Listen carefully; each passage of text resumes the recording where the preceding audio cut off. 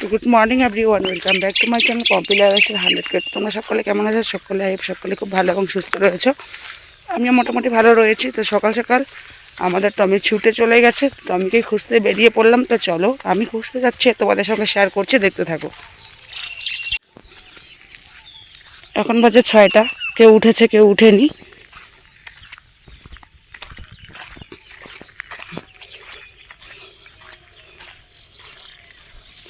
আর ও ছুটে যায় মনেই হচ্ছে একদিকে গিয়ে দাঁড়িয়ে থাকে, মানে একটা জায়গায় যায় ও ছুটে, মানে ও খুললেই, শিকলটা খুললেই একদিকে যায়।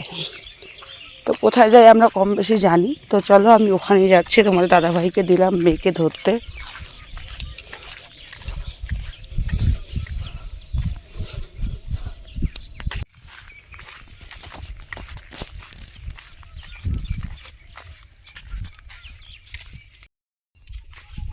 তো অনেক ওকে খোঁজাখুঁজির পর পাওয়া গেল, অনেকটা দূরে গেছে। তো আমার ননন আর জায়ের ছেলে দুজনে আমার সাথে গেছিলো। তারপর টমিকে বাড়িতে এনে জল দিয়ে নিলাম, আর জায়গাটাকে একটুখানি ঠান্ডা করে দিলাম, আর ওকেও খেতে দিলাম। তারপর কিন্তু দেখো পুরো জল লেগে গেছে। তো এগুলোকে আবার পরিষ্কার করে নেবো, বারান্দাটা পরিষ্কার করলেই হয়ে যাবে পুরোপুরি পরিষ্কার করা। আর এগুলো তো কালকে দেখো আমি পুরো ঘাস টাস একবারে উঠিয়েছি। গোলাপ গাছটা আমার কত বড় হয়েছে, আর কত সুন্দর সুন্দর কিন্তু গোলাপের কতগুলো কুড়ি একসাথে ঝোপা ঝোপা এসেছে, দেখতে তো দারুণ লাগে। কিন্তু ভাবছিলাম এই ফুল গাছগুলোকে তুলে দেবো, আর একবার ভাবছিলাম যে না থাক, জঙ্গল তো বাড়ি হয়েই আছে, ফুল গাছগুলোকে তুলবো না। তো এদিকে হচ্ছে আমার ওভেনটা দেখো প্রায় অনেক মাসেই হয়ে গেল, 2-3 মাসের মতন হয়তো হবে।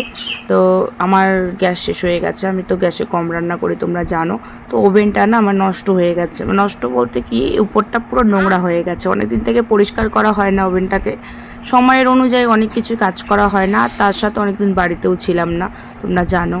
আর এই ফার্স্ট টাইম আমি এতগুলো দিন কোথাও গিয়ে থাকলাম বাড়ি ছাড়া আর কি। আগে যখন মেয়ে পেটে ছিল তখনও কিন্তু আমি এরকমভাবে রেস্টের জন্য বাপের বাড়িতে গিয়ে থাকিনি। দাদার বিয়েতে যতটা সময় থেকে এসেছি, তবে নিজের জন্য নয় আর কি, পরিস্থিতির চাপে পড়ে আমাদের এতদিন থাকতে হয়েছে। অনেকেই তো বলে যে তুই না তোর বাবার মতন হয়েছিস, তুই না তোর মায়ের মতন হয়েছিস, তুই না অমুকের মতো হয়েছিস, তুই না তমুকের মতো হয়েছিস, তোকে না ওর মতো একদম সেম দেখতে, ওর মতোই হয়েছিস, ওর সব কিছু টেনেছিস। অনেকের সাথে অনেকের এই তুলনা আমি জীবনে অনেকবার শুনেছি, অনেকের সঙ্গে অনেকের তুলনা এরকমভাবে হয়, আবার হয়েওছে, আদৌ হয়, এখনও মানে হচ্ছে। তো যাই হোক, কখনো কি আপনারা নিজে বাড়ির বউদের বলছি, কখনো কি তোমরা এরকমভাবে শুনেছো যে তুমি হুবাহু তোমার শাশুড়ির মতো হয়েছো, বা তুমি প্রত্যেকটাই তোমার শাশুড়ির মানে লক্ষ্যভেদ করে যাচ্ছ, বা তোমার শাশুড়ি ঠিক তোমার মতোই এরকমই ছিল? তো আমি এইটুকু কথা শুনে যে জীবনে কতটা সুখ অনুভূতি করেছি, এবং কতটা যে ভালো লেগেছে আমার মনে, আমার অন্তরে যে কতটুকু ভালোবাসা বেঁধেছে, যেটা তোমরা কখনো কল্পনাও করতে পারবে না। তো আমি জীবনেও, আমার জীবনে আমি কোনোদিন আমার শাশুড়ি মাকে দেখিনি, কিন্তু আমি আমার শাশুড়ি মা নিয়ে কোনো ব্লগ করবো এভাবে সেটা আমি বুঝতেও পারিনি, বা কোনো দিন ভাবতে পারিনি। তো যাই হোক, অনেকেরই হয়তো আমার যে মনে করো বাড়ির যত, মানে আমার এখানকার আর কি শ্বশুর মানে বাপের, সরি বরের বাড়ি, অনেকের হয়তো এই ব্লগটা খারাপ লাগতে পারে। তো সেরকম করার কিছু নেই, প্রথমেই ক্ষমা চেয়ে নিচ্ছি। তো যেটা সত্যি আমি সেটাই বলবো। তো ইদানিং মানে আমি একটুখানি মানে এখানকার কম বেশি অনেকের সাথেই আমি মেলামেশা করি, এবং অনেকের সাথেই আমি কিন্তু ভালোই মানে পাড়ায় একটুখানি মেলামেশা হয়েছে, অনেক মানে দিদি বোনেদের যা হয় সমনে, বা শাশুড়ি লাগে, কাকি শাশুড়ি জেঠি শাশুড়ি অনেকে। তো এদিকে তো সরকার মণ্ডল এরকমই বেশি আমার বরের বাড়ির এদিকে। তো আমি কালকে এক জায়গায় গেছিলাম, তোমাদের সঙ্গে শেয়ার করা হয়ে ওঠেনি। এক জায়গায় গেছিলাম, তখন আকাশটা খুব খারাপ ছিল। তো তখন এক জায়গায় বসে একটুখানি গল্প করছিলাম। তো তখন আমি এত কিছু শুনেছি আমার শাশুড়ির সাথে আমার তুলনা, এবং আমার শাশুড়ি মাকে নিয়ে। যদিও শাশুড়ি মা আমার যেখানেই থাকুক না কেন, ভালো থাকুক, আমি জানি আমাদের কাছে কোনো দিন ফিরে আসবে না, চাইলেও আর এটা সম্ভব নয়, কারণ তিনি আমাদের মধ্যেই বেঁচে নেই। তো ভাবতেও খুব খারাপ লাগে যে আমরা কোনো দিন শাশুড়ির যে স্নেহ মায়া মমতা ভালোবাসা, সেটা আমরা কোনো দিনই বাড়ির বউরা পাবো না। তো যাই হোক, দুঃখের বিষয় এটাই। আর তার থেকেও হচ্ছে মেন কথা যেটা, সেটা হচ্ছে ওনার সাথে কম্পেয়ার বা ওনার সাথে কোনো তুলনা পার্থক্য আমি কোনো দিনই করবো না, আর করতেও চাই না। কারণ উনি হচ্ছেন মা, আর মায়ের সাথে সন্তানের কোনো দিন হার জিত লড়াই হয় না, বা তুলনা হয় না, আমিও সেটাই মেনে চলবো। তবে অনেকেই বলছে যে না তুমি একটুখানি হলেও টান নিয়েছো। তো আমার মা যেহেতু সরকারের মধ্যেই পড়তো, মানে শাশুড়ি মা, আর শ্বশুরমশাই তো রায়। তো এই নিয়ে আর কি, এর জন্য কিন্তু আমার বর অনেকটাই মায়ের টানেও নিয়েছে, আর বাবার টানেও নিয়েছে, দুটোই মিক্সড। অনেকে আবার এ নিয়ে অনেক রকমের কথাও বলে যে আর্ধেকটা ভাটিয়া আর্ধেকটা আমাদের দেশীয়। এটা অনেকে কিন্তু আমাদের বরকে টিটকারি মেরে বলে, আমি নিজের কানে শুনেছি। তবে যাই হোক, সেটা মাইন্ড করি না, আমিও করি না, ও করে না। আঘাত দিয়ে কথা বলা মানুষের একটা স্বভাব। তো আমার বর কিন্তু আমাকে প্রতিনিয়ত বিয়ের আগ থেকে বিয়ের পর পর্যন্ত প্রতিনিয়ত একটা কথা মানে বলতো, মানে খচা মারতো না বা আঘাত দিত না বা জোর করতো না। তবে হচ্ছে একটা জিনিস আমার বর আমাকে বারবার বলতো যে আমার মায়ের অন্তত, যে আমার মা যে কালচারটা নিয়ে চলতো সেটা অন্তত তুমি মেনটেন করো, আমি তোমার কাছে এইটুকুই চাই, আর কিচ্ছু চাই না, আমাকে কিন্তু বারবার বলতো। তো চলো আমার বর কি কি কেন এই কথাটা বলে, কি চায় সেটা আমি তোমাদেরকে বলি। আমার শাশুড়ি মা কখনো নাইটি কী জিনিস সেটা নাকি পরেনি। আর চুড়িদার টুড়িদার কথা তো বাদই দাও, তখনকার দিনে সব থাকলেও আর পরতো না। আর আমার শাশুড়ি মা নাকি খুবই পরিষ্কার ছিল, বাড়ি ঘর জামা কাপড় সংসার একদম চকচকে ছিল, জিনিসপত্র সব কিছু ভরপুর এবং চকচকে ছিল। উনি নাকি একদমই মানে পরিপাটি মানুষ। আর বাপের বাড়ি কিন্তু একদম পাশেই, তো তোমাদেরকে দেখাই একবার। আমার শাশুড়িমার বাপের বাড়ি এই যে দেখা যাচ্ছে যে গাছগুলোর ওই দিকটাতে এই যে বাড়িগুলো, এগুলো কিন্তু আমার শ্বশুরমশাইয়ের মানে শ্বশুর বাড়ি, মানে আমার শাশুড়িমার বাপের বাড়ি। তো অতটা দরকার দরকার ছাড়া নাকি তিনি কখনোই যেতেন না তার বাপের বাড়িতে। মানে বাপের বাড়িতে গিয়ে তো থাকার কথা বাদে দাও, উনি নাকি দরকার ছাড়া কখনোই সেরকমভাবে যাতায়াত করতেন না, যেটা আমি শুনেছি। আর তার থেকেও মেন কথা যেটা, সেটা হচ্ছে মানে উনি বাড়িতে এতভাবে রাখতেন, মানে পুরো সংসারটাকে আগলে সামলে ঝড়ঝাপটা হলেও উনি সেরকমভাবে কোথাও গিয়ে থাকতেন না, বাপের বাড়ি এত পাশে তবুও। তো যাই হোক, আমিও তো আমার সেরকমভাবে আমার বাপের বাড়ি আমি যাই না, দরকারে যাই, দরকার ছাড়া কিন্তু আমি যাই না। তো এই দিয়ে একটা মিল। আর আমি কিন্তু বেদরকারে সংসার ছেড়ে কখনোই যাই না। কোনো জায়গায় যদি আমি গিয়েও থাকি, তাও কিন্তু মনে করো মনটা আমার কিন্তু বাড়িতেই পড়ে থাকে, যে বাড়িঘর আমার কি হচ্ছে। দুদিনের জন্য বাড়িতে গেলেও আমি ছটপট ছটপট করে কিন্তু চলে আসি। তো এই নিয়ে একটা টান, এক নম্বর গেল। আর পরিষ্কারের কথা কি বলবো, আমারও মনে করো গরু ছাগল মুরগি বা বাচ্চা, তারপর হচ্ছে আমার বরের কাজকর্ম কাপড় চোপড় সংসার একটা একা হাতে যে এরকম করে সামলাচ্ছি। এত ঝড় ঝাপটা এত অশান্তি যাই হোক না কেন, আমি যে এখানে এরকম পড়ে আছি এত কিছুর পরেও, কিন্তু এটা কিন্তু আমার শাশুড়ি মারে, আমার মনে হয় আমার অজান্তে আমার শাশুড়ি মারে একটা টান, যেটা মানে সবাই আর কি বলছে আর আমারও মনে হচ্ছে। এত কিছু হলো, আমাকে কালকে এক কাকি শাশুড়ি লাগবে বাড়ির পাশে। তো উনি আমাকে একটা কথাই বললেন যে অন্য কেউ হলে এতদিন পালিয়ে যেত এখান থেকে, তোমরা যা অশান্তি অত্যাচার, মানে স্বামী স্ত্রী না হলেও স্বামী স্ত্রী অশান্তি অত্যাচার কিন্তু আমাদের নেই, ঝড়ঝামেলা কিচ্ছু নেই। তবে তা বাদ দিয়েও যেটা মানে বাড়তি যেটা হয়, অন্য কেউ হলে কিন্তু এরকম করে কবেই সব কিছু ছেড়ে বাপের বাড়িতে গিয়ে থাকতো বা চলে যেত এখান থেকে, এখানে এত কিছুর পরেও থাকতো না। তবে তুমি যা আছো, তোমার শাশুড়িও কিন্তু ঠিক এভাবেই সহ্য করে সংসারটাকে ধরে রেখেছে।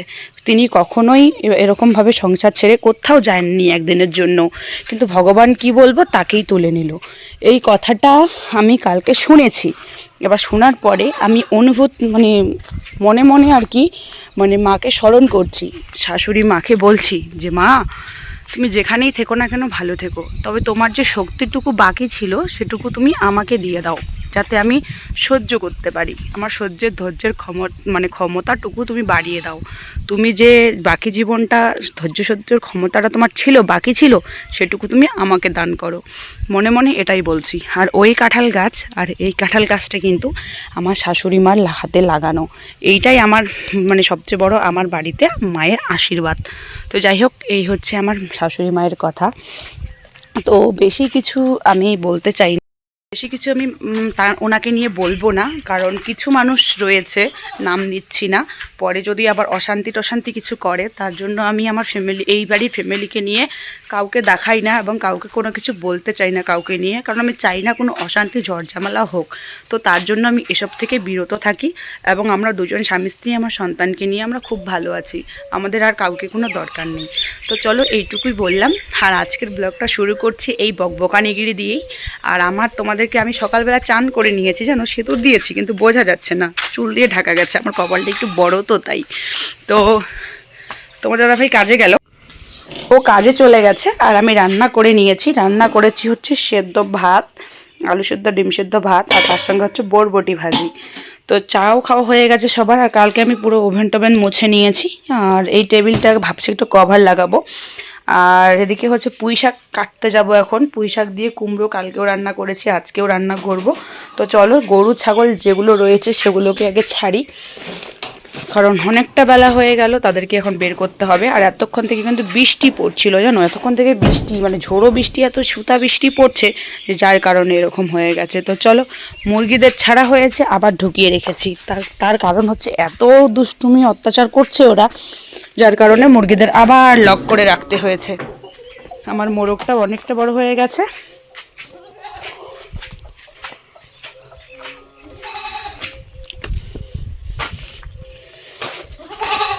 এই যে আমাদের গরু, এই রয়েছে টুনটুনি।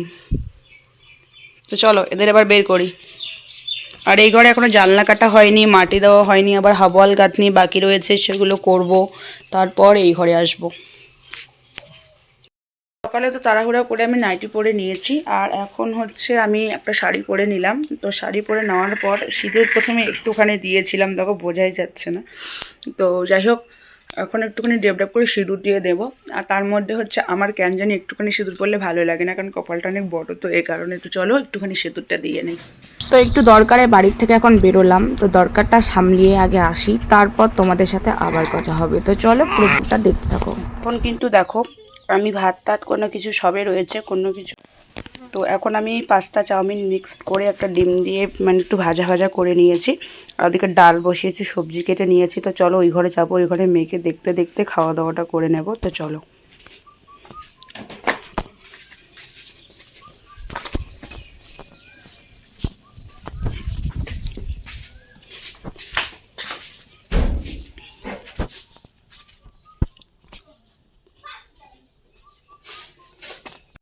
তো আমি পাস্তা চাউমিন খাওয়ার পরে এবার সুপারির ডিব্বা নিয়ে বসে পড়েছি। দেখো এই এই জর্দার কৌটোটা আগে এনেছি, শেষ হয়ে গেছে, পরে আর একটা আনা হয়েছে। তোমাদের দাদাভাইয়ের ভয়ে আমি এগুলো কোথায় কোথায় লুকিয়ে রাখি তোমরা জানো না। এখানে রয়েছে পান, চুন আর সুপারি। তো এখন চলো পান, চুন, সুপারি মানে জর্দা মিশিয়ে এক গাল ঢুকিয়ে তারপর হচ্ছে বাকি কাজে লেগে পড়বো, নাইলে কাজের এনার্জি পাবো না। তো তোমাদের দাদাভাই কাজে গেছে, বাড়ি আসার আগে এসব সাইড করতে হবে, নাইলে তো কুরুক্ষেত্র বেঁধে যাবে। তো চলো আগে পানটা বানিয়ে খাওয়া যাক। ওদিকে কিন্তু আমার মেয়ে ঘুমোচ্ছে করছি, মাঝে মাঝে এসে দেখছি। আর এই দেখো আমার পাকা বুড়ি মশারির ভিতর থেকে বেরোনোর চেষ্টা করছে, ঠিক সময় না আসলে যে কি হতো। খুব পাকা হয়ে গেছিস মা তুই, কিচ্ছু বলবো না তো, মুখ ব্যাকা করে লাভ নেই, আমি কিচ্ছু বলবো না। আয় আয়, লেভেলের পাকা এটা আমার, তাই না রে পাকা?